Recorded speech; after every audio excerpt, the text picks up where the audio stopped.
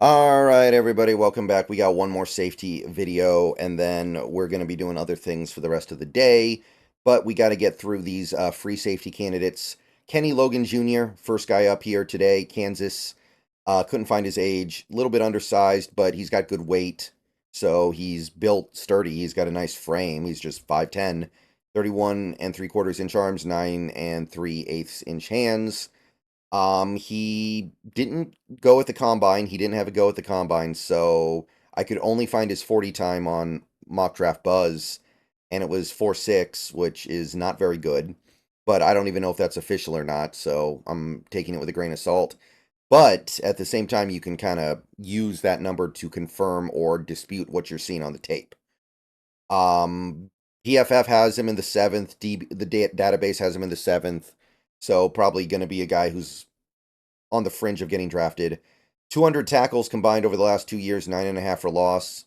Upgraded his backfield production significantly in 2023. 3 picks, 11 passes defensed, 2 forced fumbles, and I mean the PFF grades went from kind of average last year to good this most recent year. So making progress. The things to like about Kenny Logan Jr., he triggers fluidly when he's hanging in zone. When he's in zone and then the ball comes out in front of him, he's really good at breaking on the ball and trying to make a play on it. Hits with pretty good impact. He flips his hips fluidly when changing direction to chase the play, which is an important skill for these guys who might be playing man defense as well. He has coverage instincts that you like from your safety. He has an understanding of where to be, where the play is going. He has an understanding of route reading. So there's some good cerebral stuff with Kenny Logan Jr. But I wonder how much of this stuff transfers over to his NFL career because he's so slow. And I do think that he is legitimately about this slow based off the tape. I think it's a fair 40 time based on what we've seen. I don't know if he'll be able to hang in man defense. I don't know if he'll be able to do all the things he does in coverage because of his actual speed. Sometimes he goes for the decleater and it costs him a routine tackle. I found inconsistent information about his height and weight on the internet. Like, I think this was from Buzz, but there's a different numbers on footballreference.com and there's different numbers on a couple different sites as well. I couldn't find anything reliable, and since he didn't go to the combine, we can't use that. So I'm not actually totally sure what his size is. And also, finally, he may draw some flags because he plays a little bit grabby and physically. So this one's tough because we don't have a lot of information. I'd take a seventh round selection on him. I don't think the play will translate that well, but he does have good instincts, and that's got to be worth at least a seventh. All right, next guy is Daijahn Anthony of Ole Miss. 23 years old when the season starts, 6 feet tall, 195, 32.5 inch arms, 9 inch hands. Tested fairly well. 40 time was 4.55. That's passable. 10-yard split was really good, 151. Good vert. Really bad broad, though. So make of that as you will. But it seems like he's got a little bit of athleticism to him. And he's not critically undersized to go with it. Little bit, maybe. CBS has him in the fifth. PFF has him in the fifth or sixth. And the database has him going undrafted. So the smaller big boards are not giving him the respect that he probably feels like he deserves, Daijahn Anthony. But the bigger ones are propping him up just a little bit. Last year, 61 tackles, career year, 2.5 for loss, 3 picks, 8 passes defensed, and a forced fumble. Decent PFF grade for Ole Miss. The year before, he played a part-time role. Had a couple of interceptions, so he's actually a nice little ball hawk here, but did not have the same role in 2022. The speed and acceleration makes me think that he's got a shot. He's got the speed to keep up with tight ends and running backs. He's got the ability to break on the ball quickly because he's fast and he accelerates fast. So that's a good start. He's got ball hawk skills. He tracks the ball in the air really well. He's aggressive in breaking up passes at the catch point. He uses his physical abilities to really get in there and try to swat the ball away, rip it out, dislodge it, just whatever it takes. And he breaks quickly when he's in zone. When he's in zone and he sees the play happening in front of him, he triggers downhill quickly. That plant and go move that you have to make when you're backpedaling, it's good. It's fluid. It's fast. I like it. But his reactive athleticism isn't quite there to handle man coverage. I don't think he'll be a very good man cover corner or safety in all likelihood. He's his flipping of hips it's awkward. It's not fluid looking. He doesn't flip his hips very well. So I look at that and I go, you're going to get beat over the top sometimes because of that. He doesn't take very good angles when he comes up to make a tackle. He runs to where the ball carrier is and not where he will be.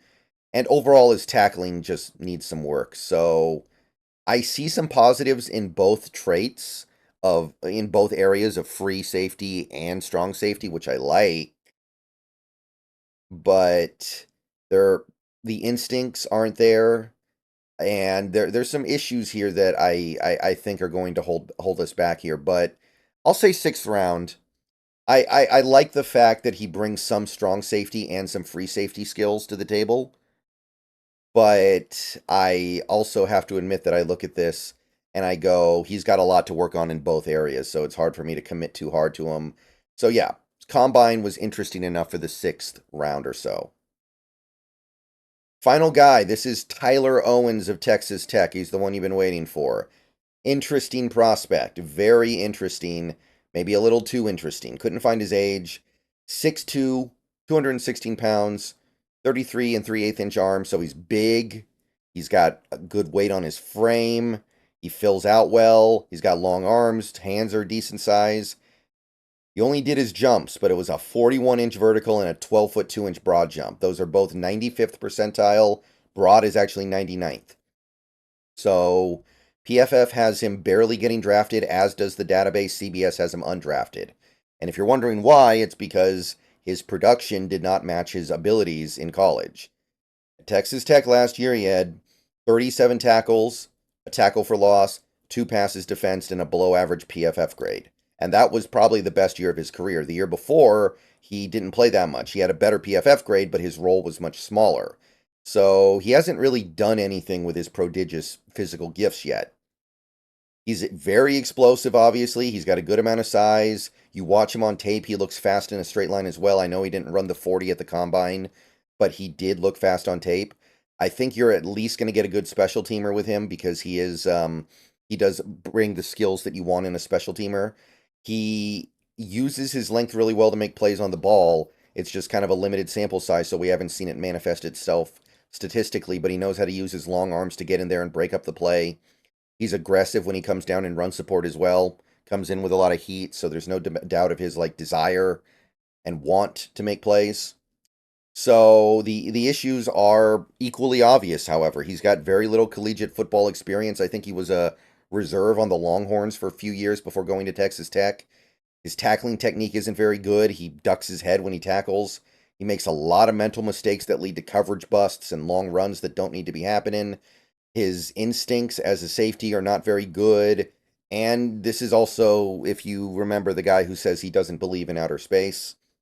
So that can't indicate anything too great about his ability to learn these things, right? Like, if that was the only piece of information you had, you'd assume that, oh, this guy's not going to be able to learn how to play the position because he doesn't believe in outer space. So maybe the best athlete in the safety class this year, but it's gonna be a while before he has any chance to make good on it.